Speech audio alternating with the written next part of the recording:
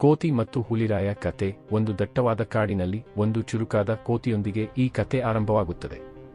ಈ ಕೋತಿಯ ಹೆಸರು ಚಿಮ್ಮಿ. ಚಿಮ್ಮಿಯು ತನ್ನ ಚುರುಕುತನಕ್ಕೆ, ತಮಾಷೆಯ ಸ್ವಭಾವಕ್ಕೆ ಮತ್ತು ಎಲ್ಲರೊಂದಿಗೆ ಸ್ನೇಹದಿಂದ ಇರುವ ಗುಣಕ್ಕೆ ಕಾಡಿನಲ್ಲಿ ಜನಪ್ರಿಯವಾಗಿತ್ತು. ಆದರೆ ಚಿಮ್ಮಿಯ ಒಂದು ದೊಡ್ಡ ಕೆಟ್ಟ ಚಟವೆಂದರೆ ಅದು ತುಂಬಾ ಜಾಣತನದಿಂದ ಇತರ ಪ್ರಾಣಿಗಳನ್ನು ಕೀಟಲೆ ಮಾಡುತ್ತಿತ್ತು. ಈ ಕೀಟಲೆಯಿಂದ ಕಾಡಿನ ಎಲ್ಲಾ ಪ್ರಾಣಿಗಳು ಬೇಸತ್ತಿದ್ದವು, ಆದರೆ ಯಾರೂ ಚಿಮ್ಮಿಯನ್ನು ಏನೂ ಮಾಡಲಾಗದೆ ತೊಂದರೆಯನ್ನು ಸಹಿಸಿಕೊಳ್ಳುತ್ತಿದ್ದವು. ಕಾಡಿನ ರಾಜನಾದ ಹುಲಿರಾಯ ಒಂದು ದೊಡ್ಡ, ಶಕ್ತಿಶಾಲಿ ಮತ್ತು ಗಂಭೀರವಾದ ಹುಲಿಯಾಗಿತ್ತು. ಹುಲಿರಾಯನಿಗೆ ಚಿಮ್ಮಿಯ ತುಂಟಾಟಗಳ ಬಗ್ಗೆ ತಿಳಿದಿತ್ತು, ಆದರೆ ಅದು ಚಿಮ್ಮಿಯ ಜಾಣತನವನ್ನು ಕಡೆಗಣಿಸಿತ್ತು. ಒಂದು ಸಣ್ಣ ಕೋತಿಯಿಂದ ನನಗೇನು ತೊಂದರೆಯಾಗಬಹುದು ಎಂದು ಹುಲಿರಾಯ ಯೋಚಿಸುತ್ತಿತ್ತು. ಆದರೆ ಒಂದು ದಿನ ಚಿಮ್ಮಿಯ ತುಂಟಾಟವು ಹುಲಿರಾಯನ ತಾಳ್ಮೆಯನ್ನು ಪರೀಕ್ಷಿಸಿತು. ಒಂದು ಬಿಸಿಲಿನ ಮಧ್ಯಾಹ್ನ ಹುಲಿರಾಯ ಒಂದು ದೊಡ್ಡ ಮರದ ನೆರಳಿನಲ್ಲಿ ವಿಶ್ರಾಂತಿ ಪಡೆಯುತ್ತಿತ್ತು. ಚಿಮ್ಮಿ ತನ್ನ ತುಂಟಾಟದ ಮನಸ್ಸಿನಿಂದ ಹುಲಿರಾಯನನ್ನು ಕೀಟಲೆ ಮಾಡಲು ಯೋಚಿಸಿತು. ಅದು ಮರದ ಕೊಂಬೆಯ ಮೇಲೆ ಕುಳಿತು ಕೆಲವು ಕಾಯಿಗಳನ್ನು ಎತ್ತಿಕೊಂಡು ಹುಲಿರಾಯನ ಮೇಲೆ ಎಸೆಯಿತು. ಕಾಯಿಗಳು ಹುಲಿರಾಯನ ತಲೆಯ ಮೇಲೆ ಬಿದ್ದಾಗ ಅದು ಕೋಪದಿಂದ ಎದ್ದು, ಯಾರದು ಈ ಧೈರ್ಯ ಎಂದು ಗರ್ಜಿಸಿತು. ಚಿಮ್ಮಿ ಮರದ ಕೊಂಬೆಯಿಂದ ಕಿರುಚಿಕೊಂಡು, ಓಂ ರಾಜನೇ, ಇದು ಕೇವಲ ಒಂದು ಆಟ. ನಿಮ್ಮನ್ನು ಎಚ್ಚರಗೊಳಿಸಲು ನಾನು ಈ ಕಾಯಿಗಳನ್ನು ಎಸೆದೆ ಎಂದು ನಗುತ್ತಾ ಹೇಳಿತು. ಹುಲಿರಾಯನಿಗೆ ಚಿಮ್ಮಿಯ ಈ ಧೈರ್ಯ ಕೋಪ ತರಿಸಿತು. ನೀನು ತುಂಬಾ ದೊಡ್ಡದಾಗಿ ಮಾತನಾಡುತ್ತೀಯ ಚಿಮ್ಮಿ.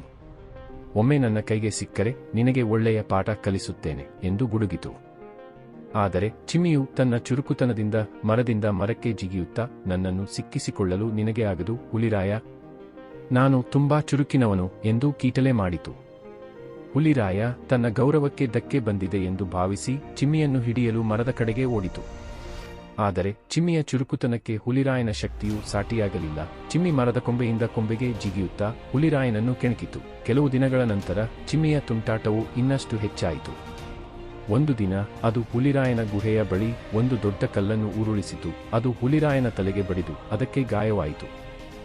ಈಗ ಹುಲಿರಾಯನ ಕೋಪದ ಮಿತಿ ಮೀರಿತು. ಚಿಮ್ಮಿ, ಈಗ ನೀನು ತಪ್ಪಿಸಿಕೊಳ್ಳಲಾಗದು, ನಾನು ನಿನ್ನನ್ನು ಕಂಡುಹಿಡಿಯುತ್ತೇನೆ ಎಂದು ಗರ್ಜಿಸಿತು. ಹುಲಿರಾಯ ತನ್ನ ಎಲ್ಲಾ ಶಕ್ತಿಯನ್ನು ಒಟ್ಟುಗೂಡಿಸಿ ಕಾಡಿನಾದ್ಯಂತ ಚಿಮ್ಮಿಯನ್ನು ಹುಡುಕಿತು. ಚಿಮ್ಮಿಯು ತನ್ನ ತಪ್ಪನ್ನು ಅರಿತು ಭಯದಿಂದ ಓಡಿಹೋಗಿ ಒಂದು ದೊಡ್ಡ ಮರದ ಮೇಲೆ ಅಡಗಿಕೊಂಡಿತು. ಆದರೆ ಈ ಬಾರಿ ಹುಲಿರಾಯ ತಾಳ್ಮೆಯಿಂದ ಕಾಯಿತು. ರಾತ್ರಿಯಾದಾಗ ಚಿಮ್ಮಿಗೆ ಹಸಿವಾಯಿತು ಮತ್ತು ಅದು ಕೆಳಗಿಳಿಯಲು ಯತ್ನಿಸಿತು. ಆಗ ಹುಲಿರಾಯ ಚಿಮ್ಮಿಯನ್ನು ಗುರುತಿಸಿ ಒಂದೇ ಜಿಗಿತದಲ್ಲಿ ಅದನ್ನು ಹಿಡಿಯಿತು. ಈಗ ಚಿಮ್ಮಿ, ನಿನ್ನ ತುಂಟಾಟದ ಫಲವನ್ನು ಅನುಭವಿಸು ಎಂದು ಹುಲಿರಾಯ ಗಂಭೀರವಾಗಿ ಹೇಳಿತು. ಚಿಮ್ಮಿ ಭಯದಿಂದ ನಡುಗುತ್ತಾ, ದಯವಿಟ್ಟು ರಾಜನೇ, ನನ್ನನ್ನು ಕ್ಷಮಿಸಿ. ನಾನು ಇನ್ನು ಮುಂದೆ ಯಾರನ್ನೂ ಕೀಟಲೆ ಮಾಡುವುದಿಲ್ಲ, ನನಗೆ ಒಂದು ಅವಕಾಶ ಕೊಡಿ ಎಂದು ಕೇಳಿಕೊಂಡಿತು. ಹುಲಿರಾಯ ಚಿಮ್ಮಿಯ ದೀನ ಸ್ವರವನ್ನು ಕೇಳಿ ಯೋಚಿಸಿತು. ನಿನ್ನ ಜಾಣತನವು ನಿನಗೆ ಶಿಕ್ಷೆಯಾಗಿದೆ ಚಿಮ್ಮಿ, ಆದರೆ ನಾನು ನಿನ್ನನ್ನು ಕ್ಷಮಿಸುತ್ತೇನೆ, ಒಂದು ಷರತ್ತಿನ ಮೇಲೆ. ನೀನು ಕಾಡಿನ ಎಲ್ಲಾ ಪ್ರಾಣಿಗಳ ಬಳಿ ಕ್ಷಮೆ ಕೇಳಬೇಕು ಮತ್ತು ಇನ್ನು ಮುಂದೆ ತುಂಟಾಟ ಮಾಡಬಾರದು ಎಂದು ಹೇಳಿತು. ಚಿಮ್ಮಿ ತನ್ನ ತಪ್ಪನ್ನು ಸರಿಪಡಿಸಿಕೊಳ್ಳಲು ಒಪ್ಪಿಕೊಂಡಿತು. ಅದು ಕಾಡಿನ ಎಲ್ಲಾ ಪ್ರಾಣಿಗಳ ಬಳಿಗೆ ಹೋಗಿ ಕ್ಷಮೆ ಕೇಳಿತು. ಚಿಮ್ಮಿಯ ಸ್ನೇಹಪರತೆ ಮತ್ತು ನಿಜಾಯಿತಿಯನ್ನು ಕಂಡು ಎಲ್ಲಾ ಪ್ರಾಣಿಗಳು ಅದನ್ನು ಕ್ಷಮಿಸಿದವು. ಚಿಮ್ಮಿಯು ತನ್ನ ಜಾಣತನವನ್ನು ಒಳ್ಳೆಯ ಕೆಲಸಗಳಿಗೆ ಬಳಸಿಕೊಂಡಿತು ಮತ್ತು ಕಾಡಿನಲ್ಲಿ ಎಲ್ಲರೂ ಸಂತೋಷವಾಗಿ ಬದುಕಿದರು. ನೀತಿ: ಜಾಣತನವನ್ನು ಸರಿಯಾದ ರೀತಿಯಲ್ಲಿ ಬಳಸಿದರೆ ಅದು ಒಳಿತನ್ನು ತರುತ್ತದೆ, ಆದರೆ ತುಂಟಾಟಕ್ಕೆ ಬಳಸಿದರೆ ಅದು ತೊಂದರೆಗೆ ಕಾರಣವಾಗುತ್ತದೆ.